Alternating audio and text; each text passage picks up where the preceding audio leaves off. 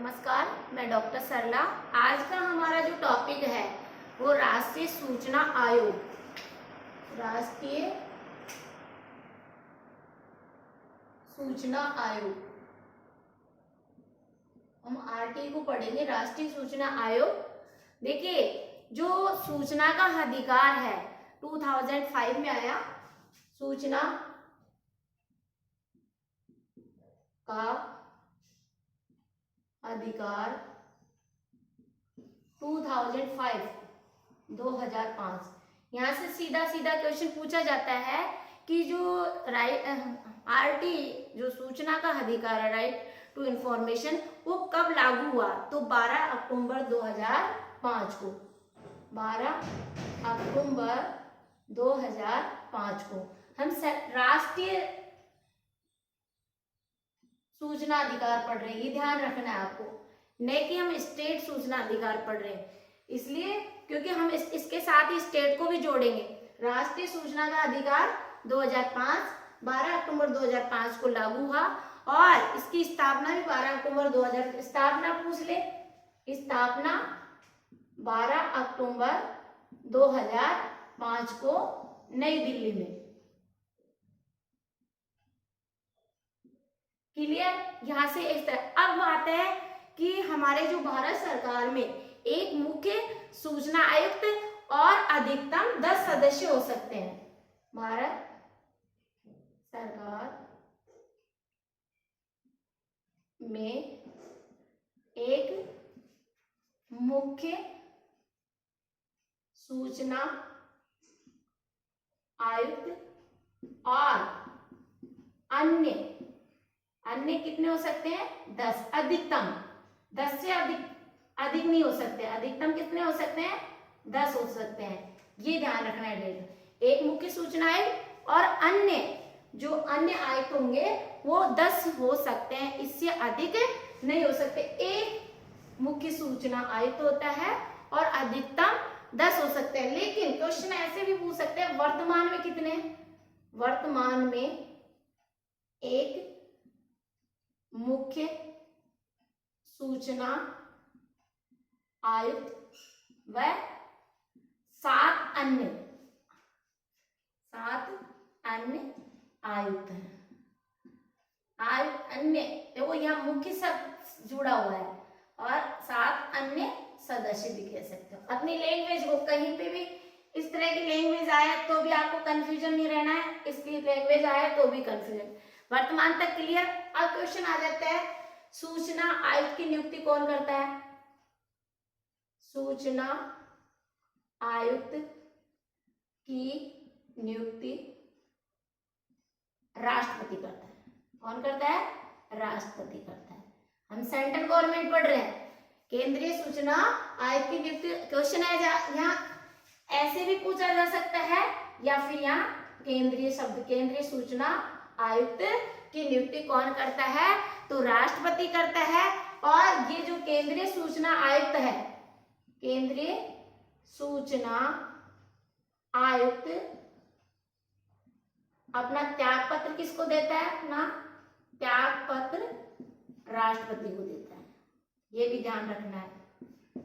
Concept, data, इस तरह यही जो कॉन्सेप्ट है वो डेटा में कथन कारण में पूछ लिया जाता है, इसलिए ये डेटा रखना मस्ट आवश्यक है, याद रखना बहुत आवश्यक है। अब देखिए, हटाने की प्रक्रिया,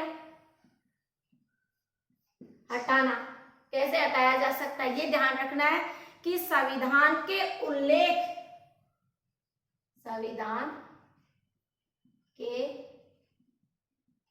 उल्लंघन करने में दोषी पाए जाने पर।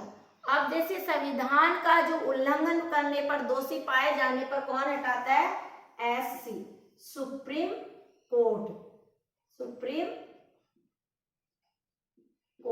ये ध्यान रखना, संविधान के उल्लंघन करने पर दोषी पाए जाने पर एससी यानी सुप्रीम कोर्ट की जांच के बाद राष्ट्रपति पद मुक्त करता है। सुप्रीम कोर्ट की जांच के बाद राष्ट्रपति पद मुक्त करता है।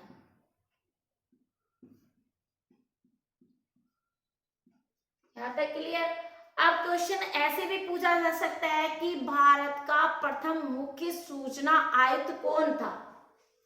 भारत का प्रथम मुख्य सूचना आयुक्त कौन था?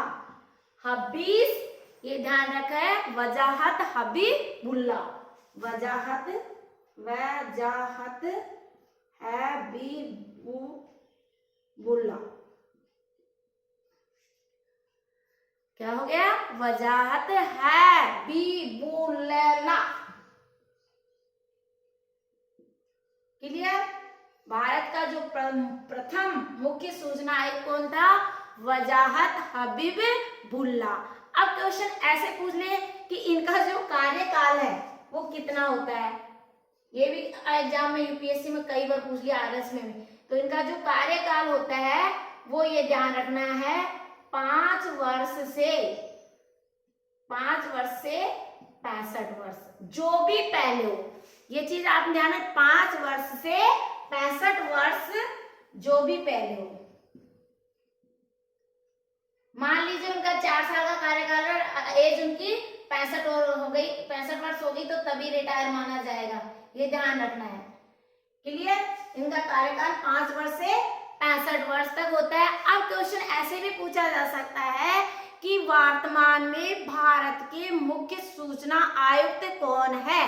श्री यशवर्धनम, ठीक है, सिन्हा वर्तमान में भारत के मुख्य सूचना आयुक्त कौन है? तो यशवर्धन, श्री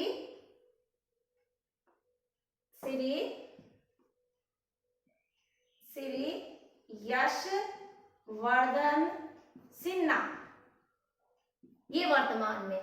तो जो भी है छोटे कंपनीज आरपीएससी या यूपीएससी के देते हैं, तो सीधे सीधे ये डेटा तो आपको लर्निंग वेरी मोस्ट प्रथम और वर्तमान का तो आपको डेटा याद करना है, पूछा ही जाता है। अब क्वेश्चन आगे आ जाता है कि इसकी जो सैलरी है, इनको जो वेतन है वो कितना दिया जाता है?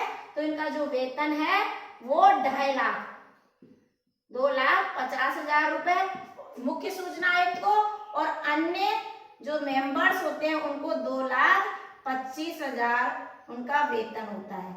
अब बताइए, ये वेरी फैक्ट है, इनकी जो कार्य है कि ये जो सूचना का अधिकार क्यों लगाया जाता है? निष्पक्ष जांच करने के लिए अपराधी को आम व्यक्ति भी अपनी 10 रुपीज की एक एप्लीकेशन लगा सकता है, और वो सूचना के अधिकार हर किसी डिपार्टमेंट से आप सूचना ले सकते हैं। और यदि अधिकारी नहीं कर सकता है तो ध्यान रखना, इस पे बहुत बड़ा जुर्माना भी, इतना तक जुर्माना भी लगा जाता है जितना वेतन मिलता है। तो ये ध्यान रखना है, क्योंकि सूचना का अधिकार इसलिए लाया गया कि हमारी जो डेमोक्रेसी है, हमारे जो लोकतंत्र है, उस लोकतंत्र की निष्पक्षता बनाए रखने के लिए हम व्यक्ति को अपने अधिकार और कर्तव्य मिलने चाहिए, उनको सारी सुविधाएं मिलनी चाहिए अकॉर्डिंग संविधान के अनुसार। ये हमारा जो भारतीय सूचना